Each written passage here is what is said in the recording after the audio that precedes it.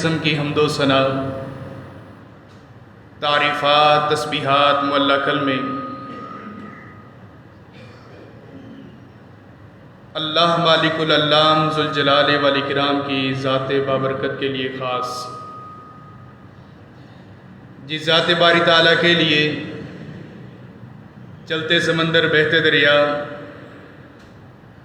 گرتے چشمے، چلتی ہوائیں، چلتے انسان، پھرتے حیوان، کھڑے شجر، پڑے حجر، نکلتی روح، چلتی سان، دھڑکتا دل، جس اللہ مالک العلام ذوالجلال والاکرام کی عبادت اور تسبیح و تحمید میں مصروف و مشغول ہے،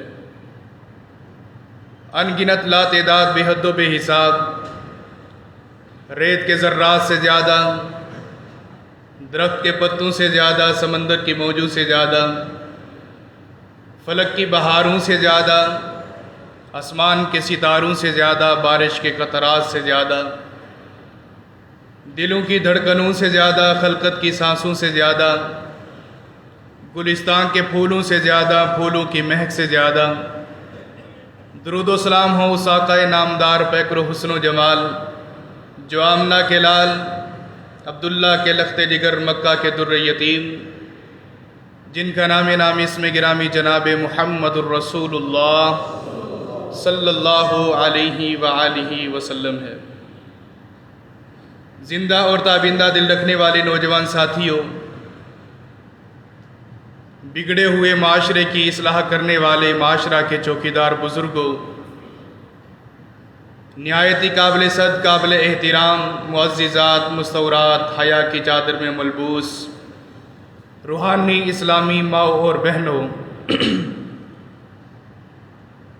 معاشرے کے اندر اگر ایک بیٹا باپ سے مخالفت کرتا ہے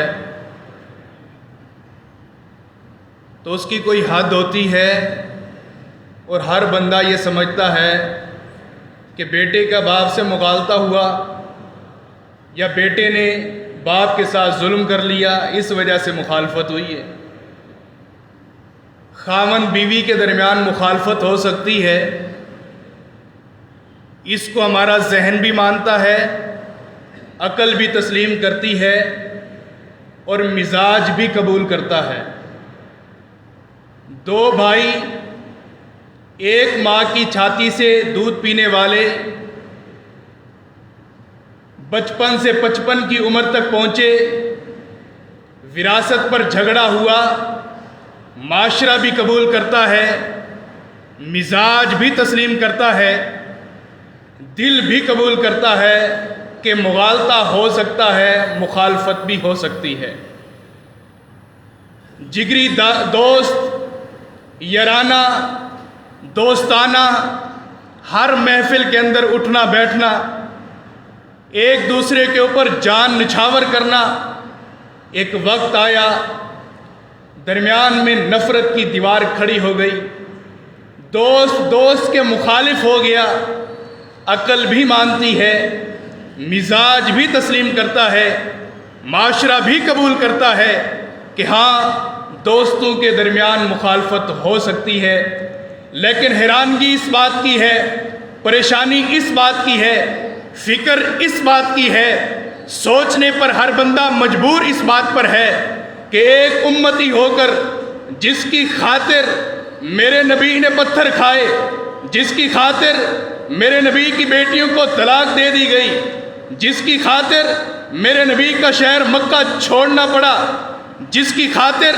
میرے نبی کے غلاموں کو پتھروں پر لٹایا گیا، انگاروں کے اوپر سلایا گیا، اس نبی نے جو اپنی امت کے لیے راتوں کو اٹھ کر عبادت کرنے والا، اپنی امت کے لیے راتوں کو اٹھ کر اشک بہانے والا، اس نبی سے اگر کوئی امتی مخالفت کرے، واللہ منبر رسول پر کھڑا ہوں، آپ نمازی حاجی، نماز پڑھنے والے، مسجد میں آنے والے، اللہ اللہ کرنے والے، محمد محمد کہنے والے، نہ آپ کا مزاج تسلیم کرتا ہے، نہ میرا مزاج تسلیم کرتا ہے، نہ آپ کی کوئی کتاب اس بات کو تسلیم کرتی ہے، نہ میری تعلیم اس بات کو تسلیم کرتی ہے۔ ایک امتی ہو کر اپنے نبی سے مخالفت کرے، ایک امتی ہو کر نبی کے سامنے کھڑا ہو جائے، ایک امتی ہو کر نبی کی بات آنے کے بعد کہے نہیں نہیں میں تو اس بات کو نہیں مانتا، میرا تو مزاج تسلیم نہیں کرتا، میں نے تو اپنی کتابوں کے اندر یوں نہیں پڑھا، میں نے اس 14ویں صدی کے علماء سے سن کر میں تو حیران ہو گیا ہوں۔ حضرات، ہر ایک شخص کی مخالفت کی جا سکتی ہے، معاشرہ قبول کرتا ہے، ہر بندہ تسلیم کرتا ہے، لیکن دل پر ہاتھ رکھ کر بتاؤ نبی سے مخالفت کیا امتی کر سکتا ہے؟ جب اگر دل کے اندر گمان بھی پیدا ہو سمجھ لیجئے کہ اللہ نے دل سے ایمان کو نکال لیا ہے۔ نبی سے مخالفت نہیں کی جا سکتی، ہر ایک سے مخالفت کریں۔ اللہ نے رشتہ ہی ایسا بنایا ہے جس کے اندر امتی اپنے نبی سے مخالفت نہیں کر سکتا۔ یہ سوچ، یہ فکر، یہ منہج، یہ مسلک، یہ فرقہ چھوڑ دیجئے جس کے اندر نبی کی مخالفت ہو رہی ہو، جو تعلیم یہ دے رہا ہو کہ اللہ کے نبی سے مخالفت کرنی چاہیے۔ اور کبھی کبھی ایسا بھی ہوتا ہے کہ انسان خود چاہتا ہے کہ میں نبی کی اتباع کروں، لیکن نہ چاہتے ہوئے بھی وہ نبی کی مخالفت کر رہا ہوتا ہے، نہ چاہتے ہوئے بھی۔ ہمارا حسن ظن ہے ہر مسلمان بھائی کے متعلق جس مکتبہ فکر سے تعلق رکھے، ہماری یہ ڈیمانڈ نہیں، ہمارا یہ ٹارگٹ نہیں، مسلمان ہے، بھائی ہے، جس گروہ سے آئے، جس قبیلہ سے آئے، جس نسل سے آئے، جس زبان سے آئے، جس رنگ سے آئے، ہماری اس کے لیے دعوت ہے کہ اگر کوئی شخص نہ چاہتے ہوئے بھی جب اسے پتہ چلا، کسی عالم نے توجہ دلائی کہ بھائی یہ نبی کی مخالفت ہے، پھر اس امتی کو چاہیے کہ اس عمل کو چھوڑ دے۔ یہ حق ہے، یہ واجب اور فرض ہے اس پر کہ اس عمل کو چھوڑ دے جو نبی علیہ السلام سے دشمنی اپنے دل کے اندر اپنے دانے بو رہی ہو اور بیج بو رہی ہو۔ ایسے عمل کو، ایسے فعل کو، ایسے قول کو، ایسی ہر عبادت کو چھوڑ دے جو نبی علیہ السلام سے دشمنی کا ذریعہ بن جائے۔ میں کچھ باتیں آپ کے سامنے آج عرض کرنے کی کوشش کر رہا ہوں کہ نبی علیہ السلام سے مخالفت کرنے والوں کو اللہ نے کس طرح پکڑا ہے، تاکہ عقل میں بات کو بٹھا لیں کہ نبی علیہ السلام سے اگر کوئی مخالفت کرتا ہے تو انجام بھی پاتا ہے۔ اللہ تبارک و تعالیٰ اپنے دشمن کو چھوڑ سکتا ہے، نبی کے مخالف کو اللہ نہیں چھوڑ سکتا۔ یہ اللہ کا وعدہ ہے اپنے نبی کے ساتھ۔ حدیث سنیے، رسول کریم صلی اللہ علیہ وآلہ وسلم کا فرمان ہے، آقا علیہ السلام فرماتے ہیں جو شخص رات کو سوئے صبح کو جب اٹھے اسے چاہیے کہ کسی برتن کے اندر ہاتھ نہ ڈالے۔ یہ طہارت کا مسئلہ ہے اور طریقت اور شریعت کا مسئلہ ہے۔ صبح اٹھنے کے بعد اپنے ہاتھ کو کسی برتن میں نہ ڈالے جب تک کہ اپنے دونوں ہاتھوں کو دھو نہ لے۔ یہ حدیث پہلے درجے کی کلاس سے لے کر آخری درجہ تک صحیح بخاری تک یہ حدیث ہر کتاب میں موجود ہے۔ یہ نبی علیہ السلام کا فرمان ہے کہ کوئی شخص اٹھے، صبح اٹھتے ہی اپنا ہاتھ کسی برتن میں نہ ڈالے جب تک اپنے ہاتھ کو دھو نہ لے۔ وجہ اللہ کے نبی علیہ السلام نے خود بتائی۔ اسے یہ نہیں پتا کہ اس کے ہاتھ نے رات کہاں گزاری ہے۔ انسان لیٹا ہوا ہے، سویا ہوا ہے، اس کا ہاتھ کبھی شرمگاہ پر بھی لگ رہا ہے، کبھی ناک پہ بھی لگ رہا ہے، کبھی ہاتھ پہ بھی لگ رہا ہے، کبھی جسم کے خاص پرسنل پارٹ پر بھی لگ رہا ہے۔ تو ایسے معاملے کے اندر جب وہ اٹھے تو اسے اپنے آپ سے حقارت نہ آئے، اپنے آپ کو حقیر نہ سمجھے، اپنے آپ سے نفرت نہ کرے، اس وجہ سے پہلے ہاتھ کو دھو لے پھر برتن میں ہاتھ ڈالے۔ سیدنا ابو ہریرہ رضی اللہ تعالیٰ عنہ اس حدیث کو روایت کر رہے ہیں۔ وقت کے محدث، وقت کے مفتی اور مدینہ کے سب سے بڑے محدث، 5374 حدیث کے راوی سیدنا ابو ہریرہ رضی اللہ تعالیٰ عنہ اس حدیث کو روایت کر رہی ہے۔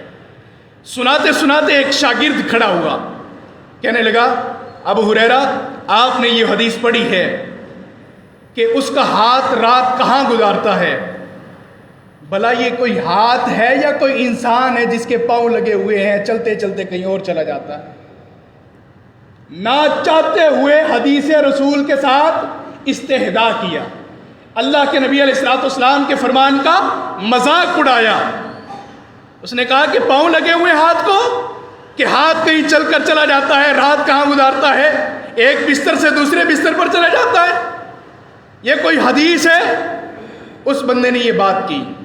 سنو ڈی جی خان، مسجد محمدی کے اندر آنے والوں سنو، اس بندے نے نہ چاہتے ہوئے استہزاء کی، اللہ کے نبی کے فرمان کی مخالفت کی، رات کو سویا۔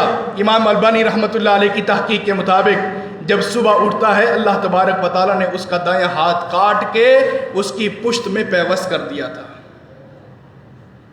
چھوٹی سی حدیث طہارت کے مسئلے کے اوپر اس کی مخالفت کی، اللہ نے ایک رات بھی نہیں گزارنے دی، اللہ نے فوراً پکڑ لیا۔ ایمان سے بتاؤ، ایمان سے بتاؤ، جب آپ کوئی مشروب پیتے ہیں، دودھ ہے، شربت ہے، پانی ہے، کچھ بھی ہے، اس کے اندر اگر مکھی گر جاتی ہے، حدیث کا کیا حکم ہے؟ مسئلہ یاد ہوگا کہ اس کو ڈبو کر اس کو باہر پھینک دیا جائے، ایک پر میں شفا ہے، دوسرے پر میں بیماری ہے، یہ اللہ کے نبی کا فرمان ہے۔ لیکن میں حیران ہوتا ہوں، کئی گھرانے اور کئی نمازی اس حدیث کو قبول کرنے کے لیے تیار نہیں، اور مزاج نہیں مانتا ہمارا۔ مولوی صاحب تیری شریعت جانے اور تیری حدیث جانے، ہمارا مزاج تسلیم نہیں کرتا کہ ہم مکھی والا پانی پی لیں، دودھ پی لیں، ہم یہ ایسا کوئی مشروب پی لیں، ہمارے پاس پیسے کی قلت ہے۔ اور بھائی پیسے کا مسئلہ نہیں، اور جائیداد کا مسئلہ نہیں، اور ایک شربت کے گلاس کا مسئلہ نہیں، مسئلہ میرے نبی کے فرمان کا ہے۔ میرے نبی کا فرمان جہاں پر آ جائے وہاں پر قبول کر لو، عقل مانے، مزاج مانے، فقہ مانے، کوئی کتاب مانے نہ مانے، چھوڑ دیجئے، اللہ کے نبی کے فرمان کو دل سے لگا لیجئے۔ سزا کیا ہوئی؟ اللہ تبارک و تعالیٰ نے اس کے ہاتھ کو کاٹ کے اس کی پشت کے اندر پیوست کر دیا، یہ اللہ نے فوراً پکڑا اس کو۔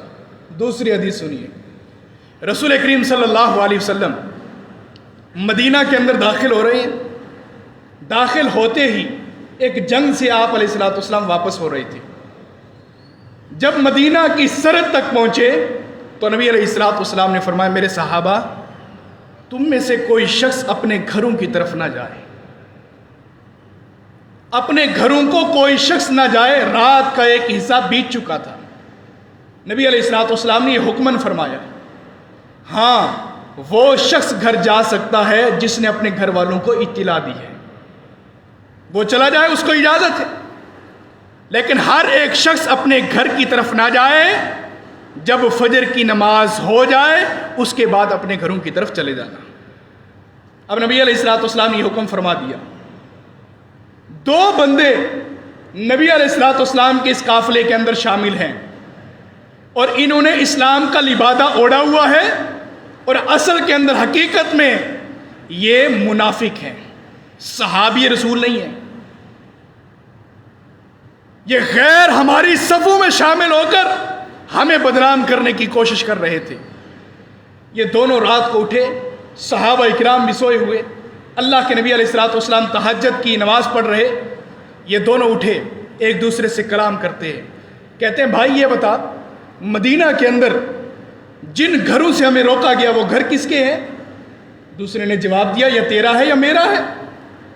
اس نے کہا یہ بتا، جس گھر کے اندر چار دیواری کے اندر جو اولاد، جو بیویاں رہتی ہیں وہ کس کی ہے؟ انہوں نے کہا کہ تیرے گھر کی تیری، میرے گھر کی میری۔ اس نے کہا یہ بتا ملکیت کس کی ہے؟ کہا کہ یہ میری ہے، یہ تیری ہے۔ کہا کہ پھر ملکیت بھی ہماری، بچے بھی ہمارے، بیوی بھی ہماری، اور مکان بھی ہمارا، مدینہ بھی ہمارا، ہمیں اپنے گھروں سے کیوں روکا؟ چل اٹھ اپنے گھروں کو چلتے ہیں، چل اٹھ اپنے گھروں کو چلتے ہیں۔ اس نے بھی ہاں میں ہاں ملا کر کہا کہ چل چلتے ہیں۔ رات کو اندھیرے کے سناٹے کے اندر چلتے جا رہے ہیں، جب گھر پہنچے دل دہل جاتا ہے خدا کی قسم یہ بات بیان کرتے ہوئے. جب گھر پہنچے ان کی اپنی ہی بیویوں کے ساتھ غیر مرد زنا کر رہے تھے. ان کی بیویوں کے ساتھ غیر مرد سوئے ہوئے تھے. ڈی جی خان کے لوگوں حدیث کی مخالفت، رسول کے مقابلے کے اندر آ کر مکان ہمارا، اولاد ہماری، بیوی ہماری، بچے ہمارے، مکان ہمارا، ملکیت ہماری، مدینہ ہمارا، ہم کیوں نہ جائیں؟ میرے نبی نے فرما دیا کہ نہیں جانا تو نہیں جانا. مکان جس کا بھی ہو، اولاد جس کی بھی ہو، بیوی جس کی بھی ہو، اللہ کے نبی نے فرما دیا کہ نہیں جانا تو نہیں جانا. جب گئے ہیں تو اللہ نے عزت کے جنازے نکال دیے. نبی کی مخالفت کرنے سے پہلے سوچ لیا کرو کہ میں کس کے مد مقابل کھڑا ہوں. حدیث رسول آ جانے کے بعد سوچ لیا کرو کس کی بات کا انکار کر رہا ہوں، میں نے کس کی بات کو پلے باندھا ہے اور کس کی بات کو ردی کی ٹوکری میں ڈالا ہے. عزت کی دھجیاں نکل جاتی ہیں جب اللہ کے نبی کی مخالفت کی جائے. اللہ تبارک و تعالی انسان کو جینے بھی نہیں دیتا. اللہ جسم کا ایک ایک عضو بھی کاٹ کے رکھ دیتا ہے جب حدیث رسول کی مخالفت کی جائے. حدیث سنیے، صحیح مسلم کی حدیث، رسول کریم صلی اللہ علیہ وسلم کا فرمان ہے. آقا علیہ الصلوۃ والسلام ایک سفر میں ہیں. آپ نے فرمایا صحابہ اپنے اونٹوں کو باندھ دو، خیمے زمین پر گاڑ دو، عشاء کی نماز پڑھو اور کھانا جس کے پاس موجود ہے کھا لے اور اس کے بعد جا کر سو جائے. سوتے ہوئے یاد رکھنا جس کے یہاں پر مکان موجود ہیں وہ اپنی کھڑکیاں بند کر دے، وہ اپنے دروازوں کو لاک لگا دے، چراغوں کو بجھا دے. اور یاد رکھنا کوئی شخص رات کو اپنے گھر سے باہر نہ نکلے. نبی علیہ الصلوۃ والسلام نے حکم دے دیا. سب صحابہ اکرام خیمے گاڑ کر عشاء کی نماز پڑھ کر کھانا کھا کر سو گئے. ایک بندہ رات کو اٹھتا ہے جس کا مکان اس زمین پر ہے. رات کو اٹھا، کہنے لگا اللہ کے نبی نے تو فرمایا تھا کہ رات کو کھڑکیاں بند کر دینا، دروازوں کو لاک لگا دینا اور اسی طرح گھر سے باہر نہیں نکلنا، اپنے چراغوں کو بجھا دینا. اندھیری اندر طوفان وغیرہ آنے والا، آندھی آنے والی ہے، ذرا دیکھو تو صحیح کھڑکیاں کھول کر آندھی آتی بھی ہے کہ نہیں آتی. حدیث آ گئی، اب تجربہ کر رہا ہے. اللہ کے نبی کا فرمان آ گیا، اب تجربہ کر رہا ہے. کئی لوگ آج بھی اس بات پر تلے ہوئے ہیں یار یہ تجربہ تو کر کے دیکھو. 1400 سال پہلے اللہ کے نبی نے فرمایا تجربہ تو کر کے دیکھو. اور میری کیا اوقات تجربہ کروں حدیث کے اوپر، آپ کی کیا اوقات تجربہ کریں حدیث پر. یہ تجربہ شدہ آسمان سے اللہ نازل کرتا ہے. جس کے تجربے کی ضرورت نہیں ہوتی اس پر عمل کی ضرورت ہوتی ہے. نبی کریم صلی اللہ علیہ وسلم نے فرما دیا یہ رات کو اٹھا تجربے کی غرض سے، کہا کہ دیکھو تو صحیح کون سا آندھی طوفان آتا ہے. جب باہر نکلا پہلے آندھی طوفان کوئی نہ تھا، لیکن جیسے ہی باہر نکلا اللہ نے ایسی تیز ہوا چلائی کہ اس کو اپنے گھر سے اٹھایا اور دور پہاڑوں کے اوپر گرا دیا. فجر کی نماز ہوئی، اللہ کے نبی علیہ الصلوۃ والسلام نے جماعت کرائی. نماز پڑھنے کے بعد نبوت کی نگاہیں ڈھونڈ رہی ہیں، کسی کی متلاشی بنی ہوئی ہیں. میرے نبی نے پوچھا صحابہ جس کا وہ سامنے والا مکان ہے وہ مکان کا صاحب نظر نہیں آتا، وہ کہاں چلا گیا؟ صحابہ اکرام گھر پہنچے، گھر کے دروازے کھلے ہوئے، کھڑکیاں کھلی ہوئی. نبی علیہ الصلوۃ والسلام کو بتایا گیا کہ دروازہ بھی کھلا ہوا ہے، کھڑکی بھی کھلی ہوئی ہے، گھر میں کوئی نہیں ہے. نبی علیہ الصلوۃ والسلام نے فرمایا جاؤ پھر پہاڑوں پر تلاش کرو، جاؤ پھر پہاڑوں پر تلاش کرو. صحابہ اکرام جب پہاڑوں پر گئے، ڈی جی خان کے واسیوں جب پہاڑوں پر گئے، ایک پہاڑ پر اس کا پاؤں کٹا ہوا تھا، ایک پہاڑ پر اس کا بازو کٹا ہوا تھا، ایک پہاڑ پر اس کا دھڑ پڑا تھا، دوسری پہاڑی کے اوپر اس کا سر پڑا تھا. نبی علیہ الصلوۃ والسلام کو بتایا کہ اللہ کے نبی وہ تو وفات پا گیا، اس کا جسم بھی سالم نہیں ہے، دھڑ کہیں ہے، سر کہیں ہے، ہاتھ کہیں، بازو کہیں، پاؤں کہیں. نبی علیہ السلام نے فرمایا صحابہ میں نے جو رات تمہیں حکم دیا تھا اس حکم کی مخالفت کی اللہ نے فوراً اس کو سزا دی ہے۔ ایک ایک حکم پر تجربے کرنے کے لیے اٹھ پڑے ہو، تجربہ اللہ کے نبی کی مخالفت میں، اور میرے نبی نے فرما دیا تو تجربوں کی کیا ضرورت؟ نبی علیہ السلام کا فرمان آ گیا، اللہ کے نبی علیہ السلام کی مخالفت کی گنجائش نہیں۔ میں نے پہلے گزارش کی ہر ایک سے مخالفت کی جا سکتی ہے، لیکن وقت کے نبی سے، امام الانبیاء سے، اس سے مخالفت نہ عقل مانتی ہے، نہ مزاج تسلیم کرتا ہے، اور نہ ہی معاشرہ قبول کرتا ہے۔ اگر کریں گے مخالفت تو اللہ تبارک و تعالیٰ اس طرح پکڑے گا۔ اللہ تبارک و تعالیٰ کے ہاں کوئی بھی گنجائش نہیں اس شخص کے لیے جو نبی علیہ السلام کے سامنے سب باندھ کر کھڑا ہو جائے۔ رسول کریم صلی اللہ علیہ وسلم نے فرمایا جو شخص پاؤں سے پاؤں ملا دے، من وصل صفا وصلہ اللہ، من قطع صفا قطع اللہ، نبی علیہ السلام نے فرمایا کہ جو صفوں کو ملائے اللہ تبارک و تعالیٰ اس کے دلوں کو ملا دے، اور جو صفوں کو توڑے اللہ اس کے دل کو توڑ دے۔ اب تجربوں کی ضرورت نہیں، صفوں سے صفیں ملا لی، دل سے دل نہ ملایا تو کیا ہوا نمازی؟ اب سب میں کھڑے ہو گئے ہیں، اب دل ایک دوسرے سے نہیں مل رہا، سمجھ لیجئے کہ میں نے صحیح طرح سے اپنی صف کو اللہ کے نبی کی سنت کے مطابق نہیں جوڑا۔ اگر جوڑا ہوتا دل بھی جڑ جاتا، اگر توڑا ہے تو اللہ نے دل بھی توڑ دیا ہے۔ دل میں نفرت کی وجہ یہ ہے، بیٹا باپ کو قبول نہیں کرتا، بھائی بھائی کو قبول نہیں کرتا، ایک دوسرے کو دیکھ کر اس طرح محسوس کرتے ہیں کہ گویا کہ میرا برسوں کا دشمن ہے۔ وجہ یہ ہے کہ ہم نماز بھی پڑھتے ہیں لیکن نماز پڑھنے کے باوجود سنت کو فالو نہیں کرتے، تو اللہ تبارک و تعالی ہمارے دلوں کو بھی توڑ کے رکھ دیتا ہے۔ رسول کریم صلی اللہ علیہ وسلم کا فرمان، آقا علیہ السلام فرماتی ہے، حدیث کے الفاظ ہیں کہ کوئی شخص اپنا جب وہ رکوع کرے جماعت کے ساتھ تو امام سے پہلے رکوع، بولے مسئلہ یاد ہے تو رکوع نہ کرے، امام نے سر اٹھایا قیام سے تو اب اسے چاہیے کہ امام سے پہلے نہ اٹھائے۔ یہ اللہ کے نبی علیہ السلام کا فرمان ہے۔ جس نے اٹھایا، جس نے یہ غلطی کی، اس غلطی کا مرتکب ہوا، سر امام سے پہلے اٹھایا، سر امام سے پہلے جھکایا، تو نبی علیہ السلام کے الفاظ، لعل اللہ، میں اللہ تبارک و تعالیٰ سے امید کرتا ہوں، میں اللہ تبارک و تعالیٰ کا خوف کھا کر کہتا ہوں، ان یحول رأسہ رأس الحمار، کہ اللہ تبارک و تعالیٰ ایسے شخص کے سر کو گدھے کا سر بنا دے گا۔ چھوٹی سی مخالفت، چھوٹی سی مخالفت، چھوٹی سی مخالفت، نبی علیہ السلام نے اس امتی کے متعلق فرمایا جس کی اللہ نے 5 قسمیں اٹھا کے، والتین والزیتون وطور سینین وہذا البلد الامین لقد خلقنا الانسان فی احسن تقویم، اللہ نے 5 قسمیں اٹھا کر میری اور آپ کی تعریف کی، میری اور آپ کی تخلیق کا بیان کیا۔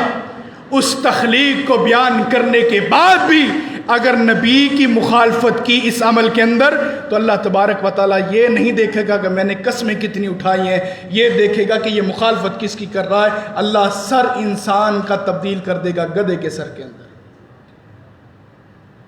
آپ کہیں گے کبھی ایسا ہوا ہے؟ کبھی ایسا ہوا ہے؟ آپ نے نہیں سنا تو میرا کیا قصور؟ آپ نے نہیں پڑھا تو اس پر میں کیا پشیمان ہوں؟ سن لیجئے، امام البانی رحمۃ اللہ علیہ کی ایک کتاب ہے، نام نوٹ کر لیجئے، ارواء الغلیل۔ یہ امام البانی رحمۃ اللہ علیہ کی کتاب، سکہ بند کتاب، اس پر کوئی چرا نہیں کر سکتا۔ یہ میگزین اخبار کے واقعے نہیں سنا رہا، یہ اللہ کے نبی کا فرمان سنا رہا ہوں۔ نبی علیہ السلام کی اس حدیث کی وضاحت کے اندر امام البانی رحمۃ اللہ علیہ نے لکھا، امام صاحب فرماتے ہیں دمشق کا ایک امام تھا جس کو 8 لاکھ حدیثیں ازبر یاد تھی. 8 لاکھ حدیثیں. نبی علیہ الصلوۃ والسلام کا فرمان اس طرح یاد تھا جس طرح ہمارے بچوں کو سورہ اخلاص آتی ہے. 8 لاکھ حدیثوں کا محدث، 8 لاکھ حدیثوں کا امام، وقت کا بہت بڑا محقق، یہ بندہ حدیث کا درس دے رہا ہے. دمشق کی جامع مسجد ہے، مرکزی مسجد ہے، وہاں پر درس دے رہا ہے. لوگ اس سے مستفید ہو رہے ہیں، لوگ اس کی نصیحتوں کو پلے باندھ رہے ہیں، لوگ اس کی نصیحتوں پر عمل کر رہے ہیں. چلتے چلتے بات چلی. جب اس حدیث پر پہنچے، امام صاحب نے اس حدیث کی عبارت کو پڑھا. عبارت کو پڑھنے کے بعد لوگوں کو کہا، میرے بچوں، میرے طلباء، علماء، میری بات کو یاد رکھنا. جس حدیث کے اندر یہ الفاظ آئیں کہ اللہ تبارک و تعالیٰ اس کے چہرے کو تبدیل کر دے گا، اللہ تبارک و تعالیٰ اس کا چہرہ گدھے کا چہرہ بنا دے گا، یاد رکھنا یہ کوئی حدیث نہیں ہوگی، یہ نبی کا فرمان نہیں ہوگا. یہ کسی نے جھوٹ بولا ہے کہ اللہ کے نبی نے فرمایا، یہ نبی کا فرمان نہیں ہے. اب یہ ایک محقق، ایک محدث، 8 لاکھ حدیثوں کا حافظ بچوں کو نصیحت کیا کر رہا ہے، طلباء کو نصیحت کیا کر رہا ہے. کہا کہ ایسی کوئی حدیث نہیں ہے، یہ نبی کا فرمان نہیں ہے. اچھا ٹھیک ہے. پھر رات کو مطالعہ کرنے کے لیے بیٹھا. اس نے کہا کہ چلو دیکھتے ہیں، اگر یہ حدیث ہوئی تو اللہ مجھے پکڑ لے گا، حدیث نہ ہوئی تو میں بھی جس طرح میں نے دعویٰ کیا یہ کوئی حدیث نہیں ہے ویسے ہی سمجھ لیں گے. اب بات رات کو اکیلے تنہائی کے اندر، خلوت کے اندر سوچ رہا ہے. سوچنے کے بعد فجر کی نماز کا وقت ہوا. فجر کی نماز میں گیا، نہ چاہتے ہوئے نہیں، ارادتاً، خود غرضی اور انا پرستی کے ساتھ اس نے خود امام کے رکوع سے جانے سے پہلے رکوع کیا. امام رکوع سے ابھی نہیں اٹھا، اس نے خود سر اٹھایا. جب رکوع اس نے پہلے کیا تو پھر سوچتا ہے، چہرے پر ہاتھ ڈالتا ہے، کہتا ہے داڑھی بھی سالم ہے، چہرہ بھی سالم ہے، کچھ ہوا تو نہیں ہے، میں نے صحیح کہا تھا کہ یہ کوئی حدیث نہیں ہے. رکوع سے سر اٹھایا امام سے پہلے، پھر ہاتھ ڈالا، پھر ہاتھ رکھا، کہا کہ چہرہ بھی سالم ہے، آنکھیں بھی سالم ہیں، داڑھی بھی ٹھیک ہے، میں نے صحیح کہا تھا کہ یہ کوئی حدیث نہیں ہے. نماز کو مکمل کیا، اپنے آپ سے سوال کیا، ہاں محدث تو کامیاب ہو گیا، جو تو نے کل درس دیا تھا وہ درس ایسے ہی تھا، یہ کوئی نبی کی حدیث نہیں ہے، لوگوں نے جھوٹ بولا ہے. اب مسجد سے باہر نکل رہا ہے. جیسے ہی اپنے گھر کی دہلیز کو کراس کیا، اللہ نے فوراً پکڑ لیا. ان بطش ربک لشدید. اللہ کی پکڑ آئی، دھڑ انسانی ہے، سر حیوانی، اور جس طرح گدھے کا سر ہوتا ہے ویسے اللہ تبارک و تعالیٰ نے انسانی سر کو تبدیل کر کے گدھے کا سر بنا دیا. میں نے کتاب کا حوالہ دیا اور وقت کے محقق کی بات کی کہ ارواح الخلیل کے اندر یہ صحیح سند کے ساتھ بات موجود ہے. یہاں پر بات ختم نہیں ہوتی، بات آگے بھی موجود ہے. مدینہ کے اندر ایک دمشق کا نوجوان آیا. مدینہ میں آ کر لوگوں سے کہا، مدینہ والو، ہمارے دمشق کے اندر ایک محدث ہے، ایک بہت بڑا محقق ہے جس کو 8 لاکھ حدیث ازبر یاد ہیں. لوگوں نے جستجو کی، لوگ اس کے قریب ہوئے، کہا کہ ہمیں پتہ بتائیے دمشق میں کہاں رہتا ہے، کس مسجد کا خطیب ہے، کون سی جگہ پر تدریس کی کلاس لگاتا ہے، ہمیں بتائیے. لوگ وہاں پر پہنچے. جب پہنچنے کے بعد ایک مدینہ کا تابعی، صحابی نہیں، تابعی، جس نے صحابی کی زیارت کی یا ملاقات کی، یہ تابعی وہاں سے نکلا. مدینہ سے سفر کرتے کرتے 35 یا 40 دن کا طویل سفر کرنے کے بعد دمشق پہنچا. پہنچنے کے بعد لوگوں سے پوچھا، یہاں پر کوئی محدث رہتا ہے جس کو 8 لاکھ حدیثیں یاد ہیں، جو لوگوں کو سینکڑوں کی تعداد کے اندر مستفید کر رہا ہے، ہمیں بتائیے وہ محدث کہاں ملے گا؟ لوگوں نے کہا یہ سامنے مسجد ہے، اس مسجد کا امام اور خطیب ہے، وہاں پر آپ چلے جائیے، جا کر ان سے مستفید ہو جائیے۔ علم کا سمندر ہے، اس کی موجیں بے پناہ موجیں ہیں، بڑا علم ہے، بڑا دانا ہے، بڑا عقل مند ہے، نبی کی ایک ایک حدیث کو صحیح لفظوں میں سمجھا دیتا ہے۔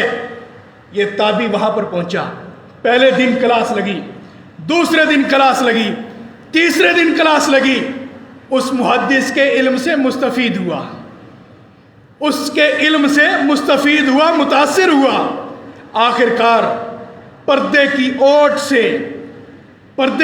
سے ایک طرف وہ محدث بیٹھا، دوسری طرف سینکڑوں کا مجمع بیٹھا، یہ مجمع کے اندر بیٹھ کر حدیث کا علم سیکھ رہا ہے۔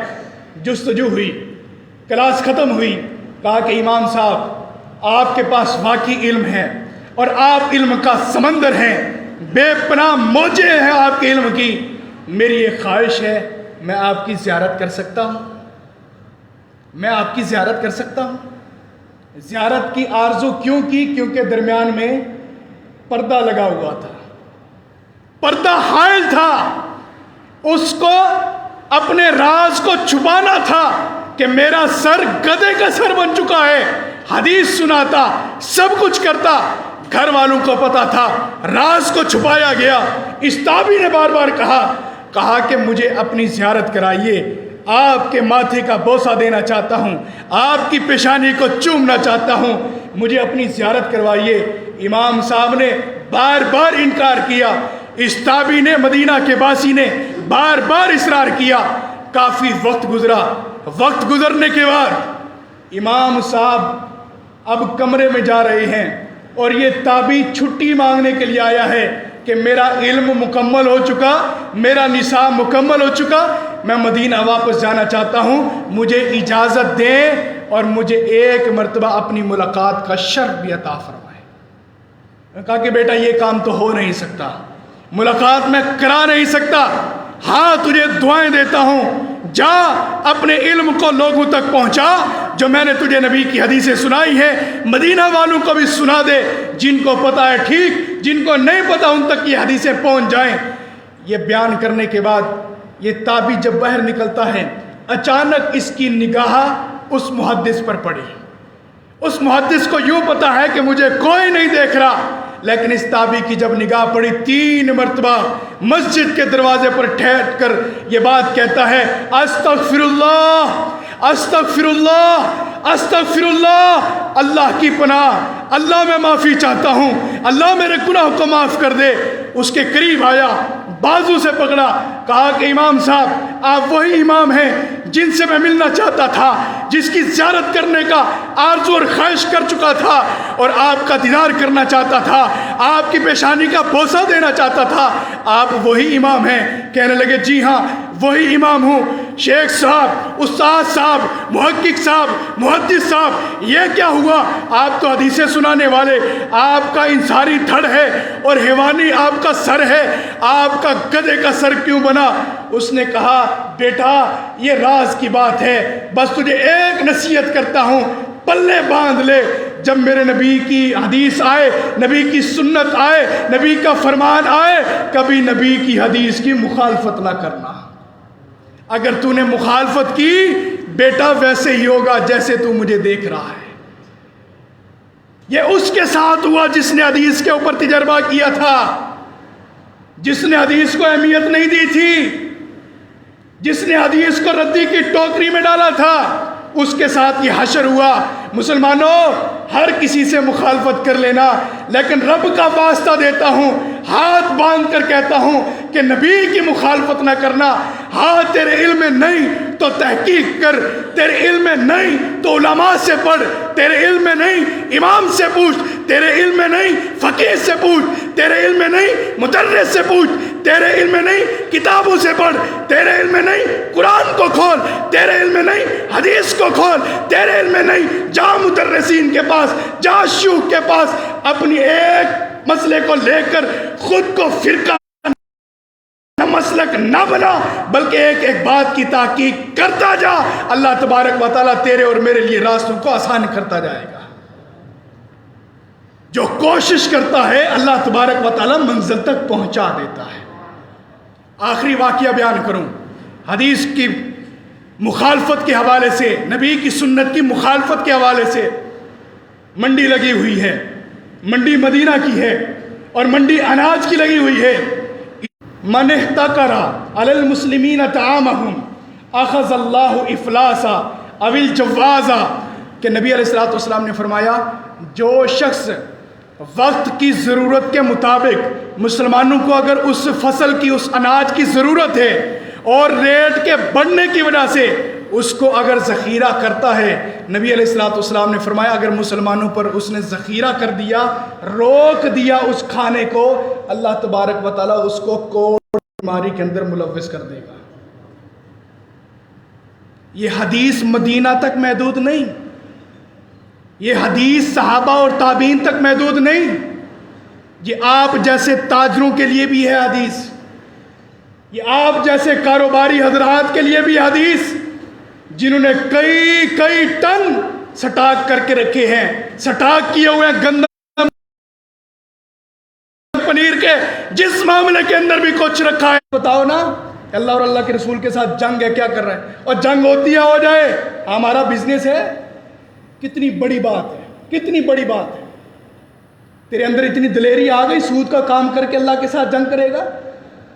تیرے ہاتھ میں اتنی ہمت آ گئی جو پخانہ صاف کرنے کے لیے بنا ہوا ہے کہ اس ہاتھ کے اندر تو تلوار اٹھا کے اللہ کے سامنے کھڑا ہو جائے؟ اتنا دلیر بن گیا تو؟ حضرت عثمان کا غلام آیا آ کر پوچھتا ہے کیا ہوا؟ کہا کہ رب کعبہ کی قسم میں ہاتھ جوڑتا ہوں، ریگتا ہوں، اللہ سے معافی مانگتا ہوں، اللہ نے کوڑ کی بیماری کے اندر مبتلا کر دیا۔ اور نبی کی حدیث کی مخالفت، اور نبی کے سامنے کھڑے ہو گئے، نبی کے سامنے دشمنی کر رہے۔ سوچو، کچھ دل پر ہاتھ رکھو، کس نبی کے سامنے کھڑے ہو گئے ہم؟ ہماری نماز سنت کے مطابق نہیں، روزہ سنت کے مطابق نہیں، حج سنت کے مطابق نہیں، عمرہ سنت کے مطابق نہیں، اللہ کے سامنے کون سی عبادت لے کر جائیں گے؟ کس عبادت پر مان کر کے جنت کی امید رکھتے ہیں ہم؟ مدینے میں مرنے کی دعائیں ہم کر رہے ہیں؟ جس کا قول فعل، جس کا جینا مرنا، جس کی قربانی، جس کے نذرانے، جس کا کوئی عمل بھی سنت کے مطابق نہیں، اس کو مدینے کی سرزمین قبول کرے گی؟ تصور کرو ذرا، محاسبہ کرو اپنا۔ نبی علیہ السلام کی مخالفت کر کے کسی نے سکون نہیں پایا، اور نبی کی مخالفت کر کے برکت نہیں آتی، اور گھروں میں رحمت نہیں آتی۔ ملازم کبھی بھی آپ کا فرمانبردار نہیں بن سکتا، اولاد کی ریبان پکڑنے والے بنے گی۔ جب نبی کی مخالفت کی، چھتر مارے گی، جوتے مارے گی چوک میں کھڑا کر کے اپنے سگے باپ کو جو نبی کی مخالفت کرے گا۔ یہ تجربہ نہ کرنا کبھی کہ مولوی صاحب نے کہا تھا کہ کھلے لگیں گے، جوتے لگیں گے، تجربہ تو کر کے دیکھوں۔ تجربہ بھی نہ کرنا میرے بھائی، کیونکہ حدیث کے الفاظ ہیں، حدیث کی جس نے مخالفت کی ہے اس نے راحت اور سکون نہیں پایا۔ اللہ سے دعا ہے اللہ ہم سب کو بھی ہمارے دلوں کے اندر نبی کی محبت عطا فرمائے۔ اللہ نبی علیہ السلام کے ساتھ اور نبی علیہ السلام کی حدیث پر جینے اور مرنے کی توفیق عطا فرما۔ آخری دم ہو اور نبی کا نام ہو، اللہ اور اللہ کے رسول کا نام ہماری زبانوں پر ہو۔ وآخر دعوانا الحمدللہ رب العالمین۔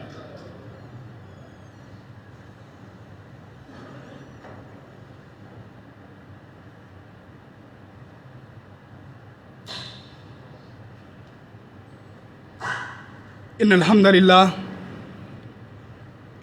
للہ نحمده ونستعینه ونستغفره ونعوذ باللہ من شرور انفسنا ومن سیئات اعمالنا من يهده الله فلا مضل له ومن يضلل فلا هادي له واشهد ان لا اله الا الله وحده لا شريك له واشهد ان محمدا عبده ورسوله